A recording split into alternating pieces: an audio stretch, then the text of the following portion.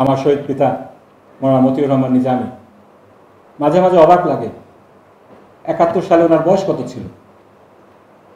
আদালতে দাঁড়িয়ে আমি চ্যালেঞ্জ দিয়েছিলাম, 1986 সালের আগে ওনার বিরুদ্ধে যদি আপনারা একটা রিপোর্ট দেখাতে পারেন, পত্রিকার রিপোর্ট, যেখানে বলা হয়েছে তিনি আলবদর বাহিনীর প্রধান ছিলেন, যেখানে বলা হয়েছে তিনি রাজাকার বাহিনীর সদস্য ছিলেন, যেখানে বলা হয়েছে তিনি একটি অপরাধ করেছেন, একটি মামলা হয়েছে দেখান, একটা রিপোর্ট হয়েছে দেখান, কেউ দেখাতে পারেনি। আমি চ্যালেঞ্জ দিয়েছিলাম, আপনারা দেখান, অপরাধ স্বীকার করে নিন। সেখানে পত্রিকার রিপোর্ট ছিল, ৭১ সালের সমস্ত পত্রিকার রিপোর্ট ছিল। ৭১ সালের পরে শুধুমাত্র বুদ্ধিজীবী হত্যাকাণ্ড নিয়ে ৪২টি মামলা হয়েছে, যার অপরাধে আমার পিতাকে, শহীদ পিতাকে অপবাদ দিয়ে শহীদ করা হয়েছে। তারপরে এসবি রিপোর্ট ছিল, গোয়েন্দা রিপোর্ট ছিল, কোথাও ওনার নাম নেই। যেখানে নাম আছে, কি আছে, উনি ছাত্র সংঘের প্রধান। তারপরে ওইভাবে বানোয়াট দলিল তৈরি করে ওনাদেরকে ফাঁসির কাস্টে ঝুলানো হলো। সেই সময় কেস ম্যানেজার হিসাবে, ডিফেন্স টিমের কোঅর্ডিনেটর হিসাবে অনেক দৌড়াদৌড়ি করেছি। আব্বু যখন ওনার পরিণত বয়সে জেলখানায় ছিলেন,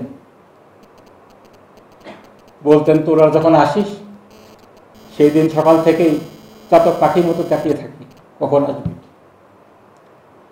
ওনার কারাগারের স্মৃতির বইটাতে যখন এখন পড়ি মাঝে মাঝে, দেখি প্রতিদিন যে দিনগুলোতে আমি যেতে পারি নাই সেদিনগুলো উনি উল্লেখ করেছেন, আজকে তো মোমেন আসতে পারলো না।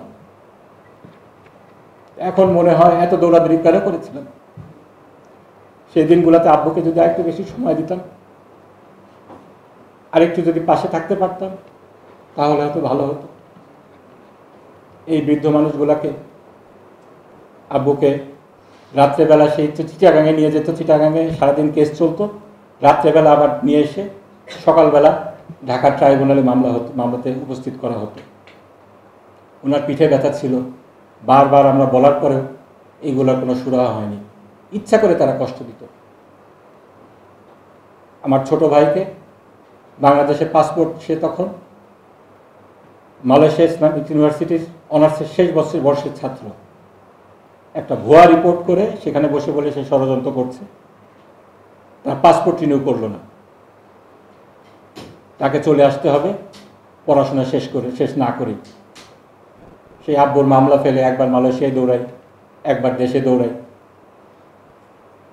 এভাবে করে প্রত্যেকটা ফ্যামিলিগুলোকে আরো বেশি কষ্ট দিয়েছে। এইগুলা যেটা বলছিলাম, আমি আমার ভাইকে এভাবে কষ্ট দিতে পারি না যদি না আমার কোনো এরকম, আমি একটা আধিপত্যবাদী গোষ্ঠীর অংশ না হই, যেখানে আমার কোনো ইভিল কোনো মোটিভ না থাকে। এই জন্য এই 16 বছরের যেই খুনের যে কালচার হয়েছিল, এইটার পিছনে একটা আদর্শিক কারণ ছিল।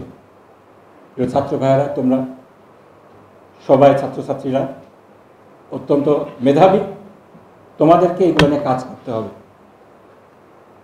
এগুলা নিয়ে মানুষের সামনে এই ষড়যন্ত্রগুলোকে ফুটিয়ে তুলতে হবে। কিভাবে একটি জাতিগোষ্ঠীকে শেষ করে দেওয়ার জন্য আধিপত্যবাদী গোষ্ঠী কাজ করে যাচ্ছে, এই যে প্যাটার্নগুলো তারা অনুসরণ করেছে, এটা কিন্তু ওই বাংলাদেশের জন্য ইউনিক না। এই একই প্যাটার্ন কাশ্মীরে দেখা যাবে, এই একই প্যাটার্ন ফিলিস্তিনে দেখা যাবে। যে দেশের একটা হোমোজেনিয়াস নেশন আমরা, অধিকাংশ ম্যাক্সিমাম মানে ওভারওয়েলমিং মেজরিটি আমরা কি বাঙালি, সেখানে তো এটা হতে পারে না, এখানে এটা কেন হলো? এই প্রশ্নটা আমাদেরকে বারংবার করতে হবে।